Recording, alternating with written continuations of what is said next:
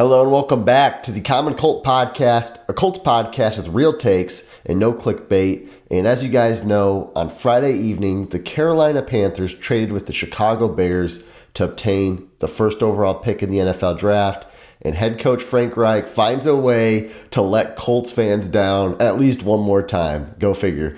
But after this trade happened, Colts Twitter just exploded with disgust, really, because there's a chance that the Colts could get the fourth best quarterback in this draft. Obviously, you have the Panthers now at number 1. You have the Texans at number 2. Then the Cardinals are sitting here at number 3, and they're not really a quarterback-needy team. But if the Colts get to the draft and they haven't made any moves, then somebody might actually jump the Colts to take QB 3. So there's a chance, I'm not saying it's going to happen, but there is a chance that the Colts could end up with the fourth best quarterback in this draft. That's why this draft move by the Panthers and Bears really cripples the Colts big time. It really adds just a lot of confusion and complexity to this situation. So that aside, fans started talking Plan B on Twitter. And one guy who's a former NFL MVP, one of the most dynamic players in the NFL, has been brought up about possibly being an Indianapolis Colt, and that's Lamar Jackson. So to obtain Lamar Jackson, the price is set, right? I mean, at least draft capital-wise. It would cost their first-round draft pick this year and their first-round draft pick next year. What we don't know is if the Colts did get him, how much they'd have to pay him. I'm assuming it would be a fully guaranteed contract. That's what some of the rumors and reports are saying.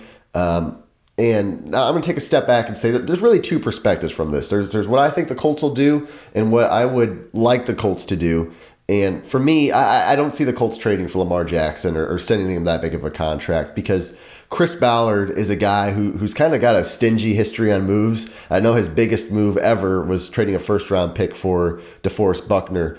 But the thought of trading 2 first-round draft picks and paying that big of a contract to Lamar Jackson, a guy with a bit of an injury history, just it does not seem like a Chris Ballard type of move. Now, from the other side of things, my perspective, when I think about getting Lamar Jackson, or if I want the Colts to get Lamar Jackson, I should say, the guy is 26. He's still in his 20s. He's a former NFL MVP.